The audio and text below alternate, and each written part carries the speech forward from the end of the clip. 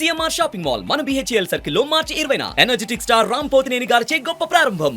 డబ్బు పేరుకుపోయి వాళ్ళ దగ్గర ఏం చేయాలో తెలియక కొట్టుకుంటున్నారు వాళ్ళు. నేను వాళ్ళతో ఏం ఛాలెంజెస్ ఏం చేయట్లా. నాకు వాళ్ళ డబ్బు తాలూకు శక్తి నాకు బాగా తెలిసిన వాళ్ళని. నేను ఒక్కటే కోరుకుంటాను, నిజంగా తల్లి దీవెన కనుకే ఉంటే నాకు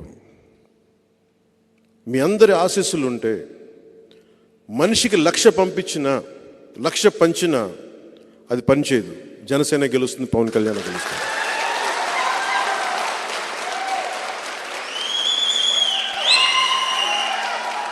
అలాగే వంగా గీత గారిని కూడా మీరు తెలుసో, మీ అందరికీ తెలిసి ఉండొచ్చు, 2009లో మన ద్వారానే రాజకీయాల్లోకి వచ్చారు. ఆవిడ దురదృష్టవశాత్తు ఆవిడ ఉన్నారు. భవిష్యత్తులో ఆవిడ వైసీపీని వీడి జనసేనలోకి రావాలని మనస్ఫూర్తిగా కోరుకుంటున్నాను.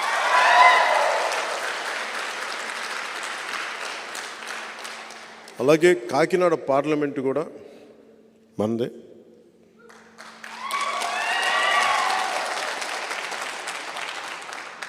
ఎందుకు కాకినాడ, పిఠాపురం చాలా కీలకమైనవి భారతదేశానికి అంటే,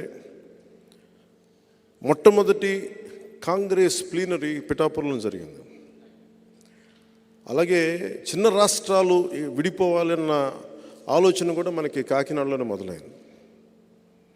సో కాకినాడ చాలా కీలకమైంది అన్ని మార్పులకి. మీ అందరూ విభిన్నమైన కులాల నుంచి వచ్చారు. నేను ఒక్క కులానికి పరిమితం అయిపోయే వ్యక్తిని కాదు. నా కులానికి నేను సంపూర్ణంగా గౌరవిస్తాను. అన్ని కులాలకి ఎంత గౌరవిస్తానో నా కులానికి కూడా అంతే గౌరవిస్తాను. కానీ కులం కోసం మిగతా కులాలతో గొడవ పెట్టేసి మీరంతా వేరు మేమంతా వేరు అని చెప్పి ఒంటరి అయిపోయి ఎవరికి కాకుండా పోవడం నాకు ఇష్టం లేదు. నాకు అది నేను పుట్టిన కులానికి కూడా మంచిది కాదు. పింక్ డైమండ్ లాగా నేను ఏ పార్టీ అధికారంలో ఉన్నా, ఉదాహరణకి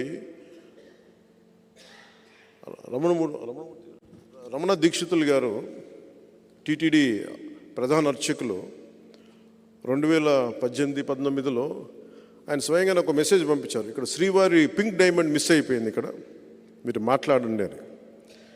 సార్ ఆ సమయంలో ఆయన టీడీపీని బాగా తిట్టిపోశారు, మీరు తప్పులు చేశారు అది ఇది. అదే గొంతుక మళ్ళీ వైసీపీకి రాగానే అడగటం మానేశారు. నేను పింక్ డైమండ్ ఆ రోజున మిస్ అయితే ఈ రోజు కూడా మిస్ అయింది, దాని గురించి మాట్లాడండి అని. ఇది ఎందుకు చెప్తున్నానంటే, మీరు కాపు రిజర్వేషన్లు తీసుకోండి, ఏ సమస్యను తీసుకోండి, టీడీపీ ఉన్నప్పుడు ఒకలాగా, టీడీపీ కాకుండా వైసీపీ వస్తే ఒకలాగా మాట్లాడకూడదు.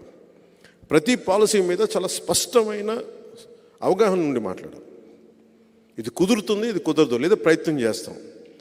ప్రయత్నం చేస్తే ఫెయిల్ అయితే కనీసం బాధ్యత, అకౌంటబిలిటీ నేను ఈ పరిస్థితుల్లో నేను చేయలేకపోయాను. నేను ఎప్పుడు కూడా ఒక సమస్యని లేవనెత్తితే, ఇంక్లూడింగ్ స్టీల్ ప్లాంట్తో సహా, స్ట్రైట్ అవే నేను అమిత్ షా గారి దగ్గరికి వెళ్ళి చెప్పాను, ఇది మాకు చాలా భావోద్వేగాలతో కూడింది, త్యాగాలు చేసి వచ్చింది, అందుకని ఇది మేము కాపాడుకోవాలి అంటే, ఆ రోజు ఆ మాట విన్నారా లేదా నాకు నిజంగా తెలియలా. చేస్తారేమో చెయ్యరా నాకు తెలియదు, కానీ అట్లీస్ట్ ఈ రోజు వరకు నేను ఆపగలిగాను. మీ అందరికీ చాలా కొంచెం అనుభవజ్ఞులు కాబట్టి ఆ రోజు నేను అడిగినప్పుడు అది ఎంతకాలం ఉంటుందో నాకు తెలియదు. ఎందుకంటే ప్రధానమంత్రి గారు స్టార్ట్ చేసింది కాదు, అమిత్ షా గారు స్టార్ట్ చేసింది కాదు. డిస్ఇన్వెస్ట్మెంట్ అనేది పివి నరసింహారావు గారు స్టార్ట్ చేసింది.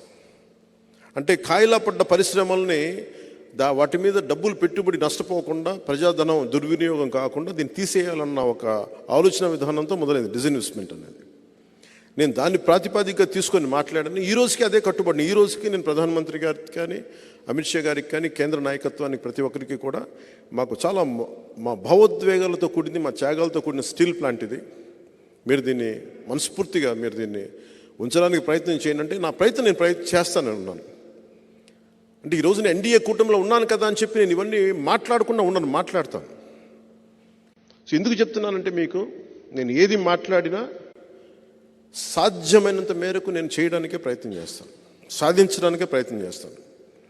వైసీపీ అంటే నా మాట మీద నాకు చాలా చాలా గౌరవం. వైసీపీ వ్యతిరేక ఓటు చీలనివ్వను అంటే అందరు నవ్వారు ఆ రోజున. ఎలా సాధ్యపడుద్ది అన్నారు. ఎందుకు సాధ్యపడద్దో, ఎలా సాధ్యపడద్దో ఆ వ్యూహం నాకు వదిలేయండి. ఈరోజు చేసి చూపించాను. ప్రధానమంత్రి గారితో మీటింగ్ కూడా అయింది. అలాగే ఈ రోజున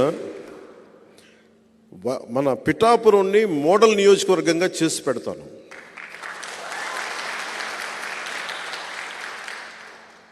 భారతదేశంలో ఎవరైనా సరే ఒక అద్భుతమైన నియోజకవర్గం ఉంది అక్కడ. అలాగే చాలా ఏదైతే నా మనసులో ఒక రాష్ట్రాన్ని ఇలా తీసుకురావాలని ఒక ఆకాంక్ష అయితే ఉందో నాకు, ఆ మోడల్ నేను పిఠాపురానికి సంపూర్ణంగా తీసుకొచ్చేస్తాను.